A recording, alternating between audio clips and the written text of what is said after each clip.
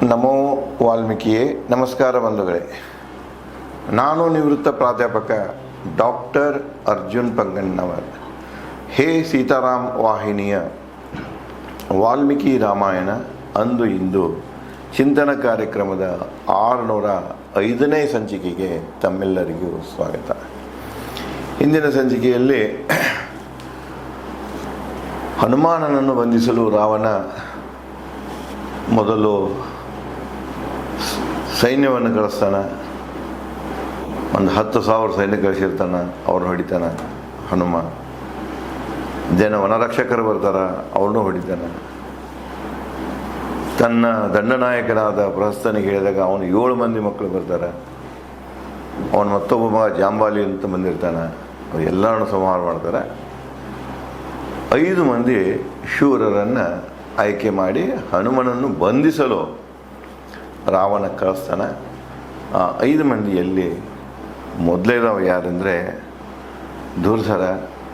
ಹನುಮಾನನ ಜೊತೆಗೆ ಹೋರಾಟ ಮಾಡಿ ಪ್ರಾಣವನ್ನು ಕಳ್ಕೊಳ್ತಾನೆ. ಅದನ್ನೇ ಮುಂದುವರಿಸಿ, ಕಂಡು ದುರ್ಧರನ ದುಸ್ಥಿತಿ ಕೋಪದಿ ನೆಗೆದು ಆಕಾಶಕ್ಕೆ ವಿರೂಪಾಕ್ಷ ಮತ್ತಿಬ್ಬರು ಬಂದರು. ಅವನು ದುರ್ದಶೆ ನೋಡಿದ್ರು, ಕೆಳಗೆ ಬಿದ್ದವ, ರಕ್ತಕಾರಿ ಪ್ರಾಣ ಬೀಳುವುದನ್ನು ನೋಡಿ ಮತ್ತೊಂದಿಬ್ಬರೇನೋ ಇವರೆಲ್ಲ ವೀರರು, ರಾಕ್ಷಸ ವೀರರು ಯಾರಾದ್ರೆ ವಿರೂಪಾಕ್ಷ ಮತ್ತು ಯೂಪಾಕ್ಷ ಹೆಸರಿನ ಇಬ್ಬರು ಬರ್ತಾರೆ.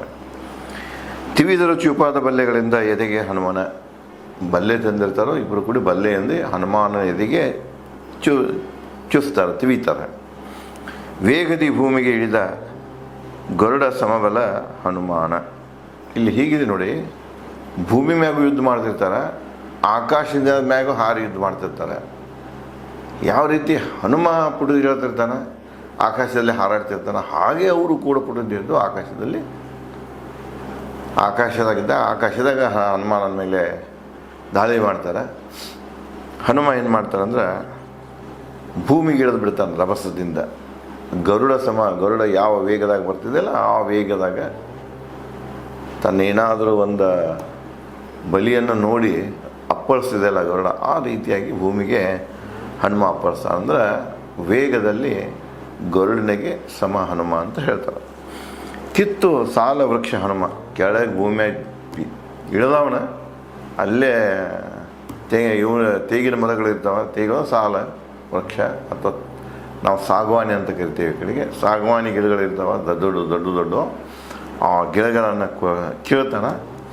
ಹೊಡೆದು ನೆಲಕ್ಕುರುಳಿಸಿದ ರಾಕ್ಷಸ ವೀರದ್ವಯರನ್ನು, ಅವರಿಬ್ಬರೇನ ಯುಪಾಕ್ಷ ಮತ್ತು ವಿರೂಪಾಕ್ಷ ಆಕಾಶಕ್ಕೆ ನೆಗೆದು ಹನುಮಾನನ ಮ್ಯಾಗಿನ ದಾಳಿ ಮಾಡೋಕ್ಕೆ ಬಂದಿರ್ತಾರಲ್ಲ, ಇವು ಭೂಮಿಗೆ ಇಳಿದವನು ಏನು ಮಾಡ್ತಾನೆ, ಅಲ್ಲಿ ತೇಗಿನ ಮರವನ್ನು ತಗೊಂಡು ಇಬ್ಬರೂ ಮರದಿಂದ ಹೊಡಿತಾನೆ. ತಿಳಿದು ದುರ್ಧರ ವಿಪಾಕ್ಷ ಮತ್ತು ವಿರೂಪಾಕ್ಷ ವಧೆ. ಇವರು ಇಬ್ಬರನ್ನು ಹೊಡೆತಕ್ಕೆ ಸತ್ತು ಹೋಗ್ಬಿಟ್ಟು, ಅಂದ್ರೆ 5 ಮಂದಿಯಾಗ 3 ಮಂದಿ ಸತ್ರಿಗೆ. ಈ 3 ಮಂದಿ ಸಾವನ್ನು ಕೇಳಿಕೊಂಡು ಪ್ರಹಸ ಮತ್ತು ಭಾಸ್ಕರ ಇನ್ನಿಬ್ಬರು ಉಳಿದ್ರೆ 3 ಮಂದಿ, 5 ಮಂದಿನ ಕಳಿಸಿರ್ತಾನೆ ವೀರರನ್ನು. 3 ಮಂದಿ ಸತ್ರು ಹನುಮಾನ ಜೊತೆಗೆ ಯುದ್ಧದಲ್ಲಿ. ಇನ್ನು ಉಳಿದವ್ರು ಇಬ್ಬರು, ಅವ್ರು ಯಾರಂದ್ರೆ ಪ್ರಹಸ ಮತ್ತು ಭಾಸ್ಕರ. ಹಲ್ಲೆ ಮಾಡಿದರು ಹನುಮನ ಮೇಲೆ. ಅವರು ಕೂಡ ಇವ್ರು ಹೆಂಗೆ 3 ಮಂದಿ ಹಲ್ಲೆ ಮಾಡಿದ್ರಲ್ಲ ಹನುಮಾನ ಮ್ಯಾಗ, ಹಂಗೆ ಹಲ್ಲೆ ಮಾಡ್ತಾರೆ. ಬಾಲೆಯಿಂದ ತಿವಿದು ಪ್ರಹಸ ಹನುಮಾನ, ತ್ರಿಶೂಲದಿಂದ ತಿವಿದ ಭಾಸ್ಕರ ಹನುಮಾನ. ಒಬ್ಬ ಬಾಲೆ ಹಿಡಿದಿರ್ತಾನೆ, ಇನ್ನೊಬ್ಬ ತ್ರಿಶೂಲ್ ಹಿಡಿದಿರ್ತಾನೆ. ಒಂದು ಕಡೆಯಿಂದ ಒಬ್ಬ ಚುಚ್ಚಿದ್ರೆ ಇನ್ನೊಂದು ಕಡೆಯಿಂದ ಮತ್ತೊಬ್ಬ ಚುಚ್ತಾನೆ. ರಾಕ್ಷಸ ದ್ವಯರಿಂದ ಗಾಯಗೊಂಡ ಹನುಮ, ಆ 2 ರಾಕ್ಷಸರ ವೀರರಿಂದ ಗಾಯಗೊಂಡಂಥ ಹನುಮ ಕೋಪಿಸಿದನು ಉರಿಯುವ ಸೂರ್ಯನಂತೆ. ಅಲಂಕಾರಗಳದ ಸುರಿಮಳೆ ಇದೆ ಇಲ್ಲಿ. ಹೇಗಪ್ಪ ಅವನು ಸಿಟ್ಟಾಗ್ತಿರ್ತದೆ. ಉರಿಯುವ ಸೂರ್ಯ ಮಧ್ಯಾಹ್ನ ಬಿಸಲಾಗ ಬ್ಯಾಸಿಗೆ ಕಾಲದಲ್ಲಿ, ಅದು ಬೇಸಿಗೆ ಕಾಲ ಇದ್ದಾಗ ಅಂದರೆ ಇವತ್ತಿನ ಪ್ರಕಾರ ವೈಶಾಖ ಮಾಸ ಅಂತ ಕರಿತೇವೆ. ವೈಶಾಖ ಮಾಸದ ಸೂರ್ಯ ಯಾವ ರೀತಿಯಾಗಿ ಮಧ್ಯಾಹ್ನದ ಸೂರ್ಯ ಉರಿತಿರ್ತಲ್ಲ, ಹಂಗೆ ಹನುಮನಲ್ಲಿ ಸಿಟ್ಟು ಬರ್ತದೆ, ಉರಿಲಿಕ್ಕೆ ಶುರು ಮಾಡ್ತಾನೆ. ಗಿಡ ಸರ್ಪ ಪ್ರಾಣಿ ಸಮೇತ ಪರ್ವತ ಶಿಖರವನ್ನು ಮುರಿದು ಹಾಕಿದ ರಾಕ್ಷಸ. ಒಂದು ಪರ್ವತವನ್ನು ಹಿಡಿದು ಗಡ ಅದನ್ನು ಹೆಂಗೆ ಹಲ್ಲೆ ಮಾಡಿ ಅದ್ರಾಗ ಇರುವಂಥ ಪಕ್ಷಿ ಪ್ರಾಣಿ ಎಲ್ಲ ಕೂಡ ಸತ್ತು ಹೋಗಿರ್ಬೇಕು. ಆ ರೀತಿಯಾಗಿ ಒಂದು ಶಿಖರವನ್ನು ಪರ್ವತವನ್ನು ನಾಶ ಮಾಡಿದಂತೆ ಈ ಇಬ್ಬರು ರಾಕ್ಷಸ ವೀರರನ್ನು ಹನುಮ ನಾಶ ಮಾಡ್ತಾನೆ. ಕೊಂದು 5 ದಂಡನಾಯಕರನ್ನು ಹನುಮ ರಾಕ್ಷಸ ಸೈನ್ಯವನ್ನು ಸಂಹರಿಸಿದ ಮಹಾಪರಾಕ್ರಮದಿ. ಇದು 5 ಮಂದಿದ ಹತ್ಯೆ ಮಾಡಿದ. ಯಾವ ರೀತಿ ಹಿಂದೆ ಬಂದಂಥ ಸೈನಿಕರನ್ನು, ರಾಕ್ಷಸ ಸೈನಿಕರನ್ನು ಹತ್ಯೆ ಮಾಡಿದ್ದ, ಸಂಹಾರ ಮಾಡಿದ್ದ, ಹೆಣದ ರಾಶಿಯಾಗಿ ಅವರನ್ನು ಪರಿವರ್ತನೆ ಮಾಡಿದ್ದ, ಅದೇ ರೀತಿಯಾಗಿ ಈ ಮಹಾದಂಡನಾಯಕರನ್ನು ಕೂಡ ಹನುಮ ವಧೆ ಮಾಡ್ತಾನೆ. ಎತ್ತ ನೋಡಿದತ್ತ ಮುರಿದ ರಥ, ಎಲ್ಲಿ ನೋಡ್ತೀರಿ ಅಲ್ಲೆಲ್ಲ ರಥಗಳ ಮುರಿದು ಬಿದ್ದಿದ್ದೆವು. ಆನೆಗಳ ಹೆಣ ಇತ್ತು, ಆನೆಗಳ ಹೆಣದ ರಾಶಿ ಇತ್ತು, ಕುದುರೆ ಹೆಣದ ರಾಶಿ ಇತ್ತು, ರಾಕ್ಷಸರ ಹೆಣದ ರಾಶಿ, ಶವಗಳ ರಾಶಿ ಇತ್ತು. ಅಳುಕದೆ ಕಮಾನ ದ್ವಾರ ಬಳಿ ನಿಂತ ಹನುಮ. ಒಂದು ಸೆಂಟ್ರ್ ಕಮಾನ ಇರ್ತದೆ, ಅಲ್ಲಿ ಒಂದು ಆ ಕಮಾನ ಬಳಿನ ಮತ್ತು ಇವರೆಲ್ಲರೂ ಸಂಹಾರ ಮಾಡಿ ಅಲ್ಲಿ ಬಂದು ನಿಲ್ತಾನೆ ಅಂದ್ರೆ ಅರ್ಥ ಏನು, ಇನ್ನು ಯಾರು ಬರ್ತೀರಿ ಅಂದಂಗೆ ಚಾಲೆಂಜಿಂಗ್ ಅದು.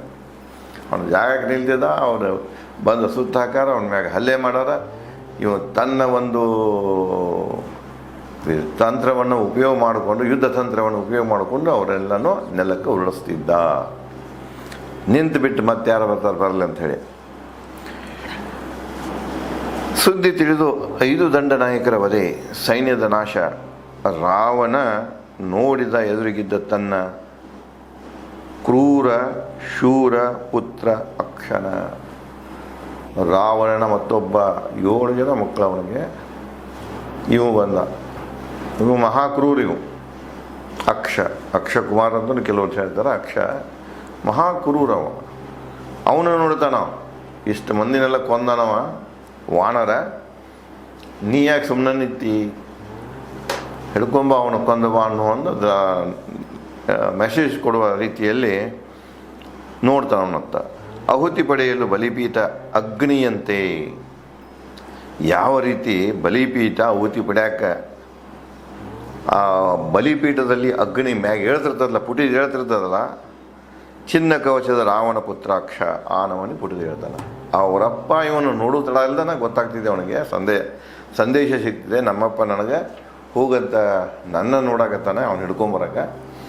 ಮತ್ತು ಅವನು ಅಗದಿ ಹುರುಪಿನಿಂದ ಹನುಮಾನನ ಹಿಡಲಿಕ್ಕೆ, ಅವನ ಮ್ಯಾಗ ಯುದ್ಧ ಮಾಡಲಿಕ್ಕೆ ಎದ್ದೇಳ್ತಾನೆ. ರಾವಣನ ಕನ್ನಸನ್ನೆಯಂತೆ, ರಾವಣ ಕನ್ನಸನ್ನೆ ಅಂತ ಹೇಳಿರ್ತಾನೆ ಮಗಿಗೆ. ಸೂರ್ಯ ತೇಜ ಪ್ರತಾಪದ ಚಿನ್ನ ಕವಚದ, ಅವನು ಕೂಡ ಮಹಾಪ್ರತಾಪಿ, ಮಹಾಪರಾಕ್ರಮಿ, ಬಲಶಾಲಿ ಅಕ್ಷ. ಅವನು ಚಿನ್ನದ ಕವಚವನ್ನು ಹಾಕಿರ್ತಾನೆ. ಮಹಾಬಲಿ ಅಕ್ಷ ನಡೆದ ಯುದ್ಧಕ್ಕೆ ಹನುಮನತ್ತ. ಹನುಮ ಎಲ್ಲಿದ ಹುಡುಕೊಂಡು ಯುದ್ಧಕ್ಕೆ ಮಾಡಿ ಬರಬೇಕು, ಅವನು ಕೊಲ್ಲಬೇಕು, ಇಲ್ಲ ಬಂಧಿಸ್ಕೊಂಡು ಬರಬೇಕಂತ ರಾವಣನ ಪುತ್ರ ಅಕ್ಷ ನಡೆದ. ತನ್ನ ತಪಸ್ಸಿನ ಬಲದಿಂದ ಅಕ್ಷ ಪಡೆದ ಮನವೇಗದ ರಥವು 8 ಕುದುರೆ. ಅವನಿಗೊಂದು ವಿಶೇಷ ರಥ ಇತ್ತು, ಒಂದು 8 ಕುದುರೆ ರಥಗಳಿತ್ತು. 7 ಕುದುರೆ ಅಲ್ಲ, 8 ಕುದುರೆಗಳ ರಥ. ಅದನ್ನು ಹೆಂಗದ ತನ್ನ ತಪಸ್ಸಿನ ಬಲದಿಂದ ಪಡೆದಿರ್ತಾನೆ. ಅದು ಅದರ ವೇಗ ಹೇಗಿತ್ತಪ್ಪ ಅಂದ್ರೆ ನೋಡಿ, ಕವಿ ಹೇಗೆ ಹೇಳ್ತಾನೆ ವಾಲ್ಮೀಕಿಯವರು, ಮನಸ್ಸಿನ ವೇಗ ಅಂತ ಹೇಳ್ತಾನೆ.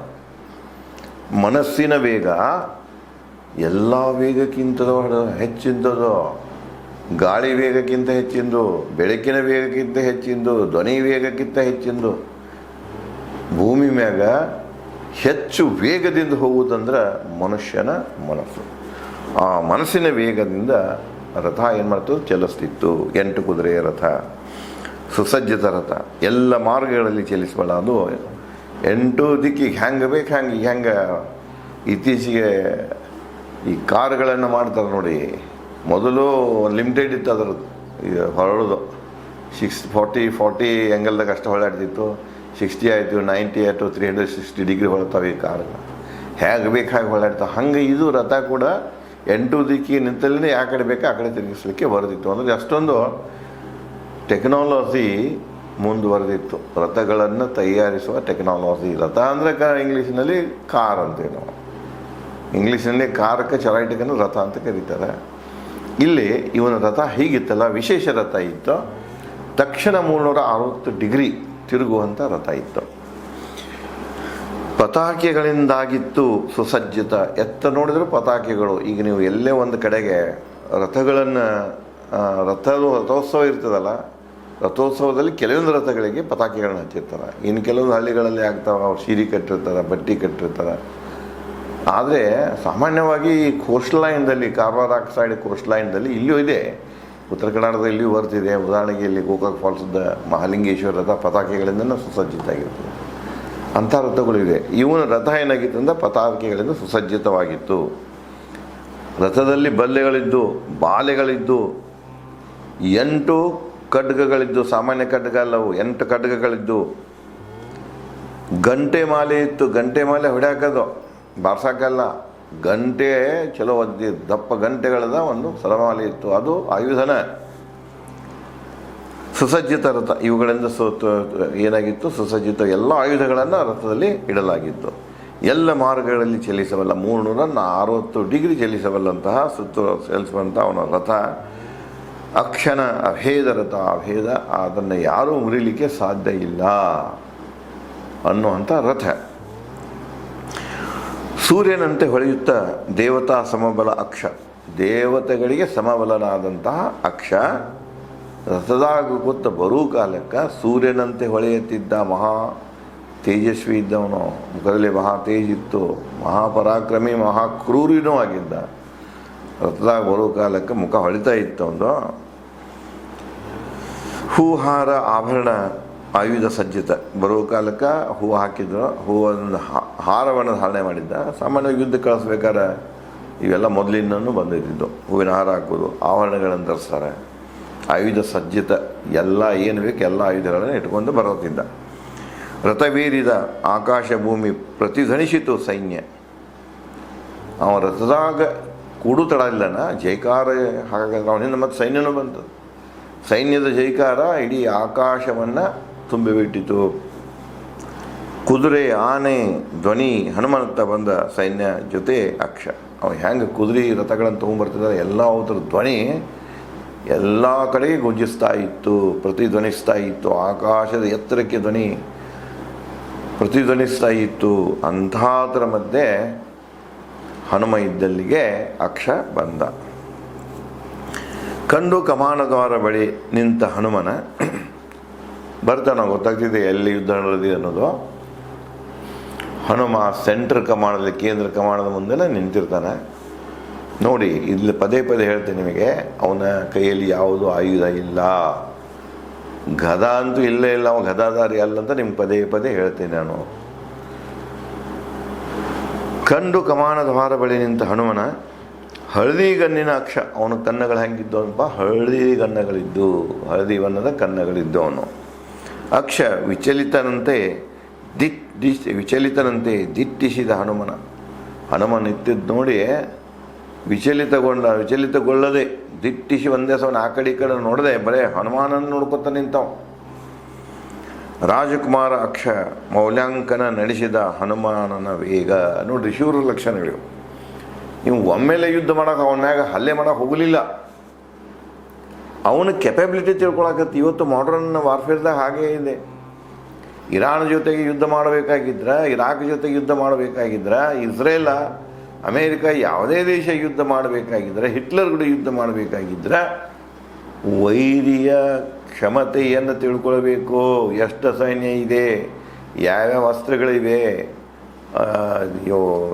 ವಿಮಾನಗಳು, ಯುದ್ಧ ವಿಮಾನಗಳ ಸಂಖ್ಯೆ ಎಷ್ಟಿದೆ, ಯುದ್ಧ ಹಡಗುಗಳ ಸಂಖ್ಯೆ ಎಷ್ಟಿದೆ, ತೋಪುಗಳ ಸಂಖ್ಯೆ ಎಷ್ಟಿದೆ, ಬಂದೂಕುಗಳ ಸಂಖ್ಯೆ ಎಷ್ಟಿದೆ, ಹಿಂದೆ ಇವ್ರದ್ದು ರಿಸರ್ವ್ ಏನಿದೆ, ಸೈನಿಕರು ಸಾಯ್ತಾ ಹೊಂಟ್ರಂದ್ರೆ ಮತ್ತು ಸೈನಿಕರಲ್ಲಿ ತುಂಬಿಕೊಳ್ಬೇಕಲ್ಲ ಅದನ್ನೆಲ್ಲ. ಮತ್ತು ಸ್ಟಾಕ್ ಏನಿದೆ, ಇವ್ರದ್ದು ಆಯುಧಗಳದ ಸ್ಟಾಕ್ ಏನಿದೆ, ಸ್ಟಾಕ್ ಎಕ್ಸಾಸ್ಟ್ ಅದನ್ನು ಯುದ್ಧ ಇಲ್ಲ ಆಗ್ತಿತ್ತು, ಸೋತು ಹೋಗ್ಬಿಡ್ತಾರೆ. ಇದನ್ನು ಮೊದಲು ಅಧ್ಯಯನ ಮಾಡಬೇಕು. ಇವತ್ತು ಐತಿದ್ದು, ಅವಾಗ ಅವನು ಏನು ಮಾಡಿಬಿಡ್ತಾನೆ, ಒಮ್ಮೆಲೆ ಹನುಮಾನನ ಮೇಲೆ ಯುದ್ಧ ಮಾಡೋಕ್ಕೆ ಹೋಗೋದಿಲ್ಲ. ಅವ ಹನುಮಾನನ ಬಗ್ಗೆ ಅಸೆಸ್ಮೆಂಟ್ ಶುರು ಮಾಡ್ತಾನೆ, ಮೌಲ್ಯಾಂಕನ ಶುರು ಮಾಡ್ತಾನೆ. ಮೌಲ್ಯಾಂಕನದಲ್ಲಿ ಏನು ಮಾಡ್ತಾನೆ, ಮೊದಲು ಹನುಮಾನನ ವೇಗದ ಬಗ್ಗೆ ತಿಳ್ಕೊಳಕ್ಕೆ ಪ್ರಯತ್ನ ಮಾಡ್ತಾನೆ. ನೀವು ಎಷ್ಟು ವೇಗದಲ್ಲಿ ನೀವು ಹಾರಾಡ್ತಾನೆ, ಯುದ್ಧ ಮಾಡ್ತಾನೆ, ಎರಗ್ತಾನೆ, ಇದನ್ನು ನೋಡ್ತಾನೆ. ಬಲದ ಬಗ್ಗೆ ಅಸೆಸ್ಮೆಂಟ್ ಮಾಡ್ತಾನೆ, ಮೌಲ್ಯಾಂಕ. ಯಾಕೆ ಅಲ್ಲೆಲ್ಲ ನೋಡಿರ್ತಾನೆ, ಮಹಾವೀರರನ್ನ ಹೆಣವಾಗಿ ಬಿದ್ದಿರ್ತಾರೆ, ಶವಾಗಿ ಬಿದ್ದಿರ್ತಾರೆ, ಎಂತೆಂಥ ವೀರರು ಇರ್ತಾರೆ, ಅವ್ರದ್ದೆಲ್ಲ ಬಲದ ಬಗ್ಗೆ ಇವನಿಗೆ ಗೊತ್ತಿರ್ತದೆ. ಇಂಥವ್ರನ್ನೆಲ್ಲ ಈ ರೀತಿಯಾಗಿ ಇವ್ನು ಕೊಂಡ ಅಂದ್ರೆ ಹೆಂಗೆ ಕೊಂದಿರಬೇಕು, ಸತ್ತು ಹೆಣದ ಮ್ಯಾಗ ಮೌಲ್ಯಾಂಕನ ಮಾಡ್ತಾರೆ ಅವ್ರು.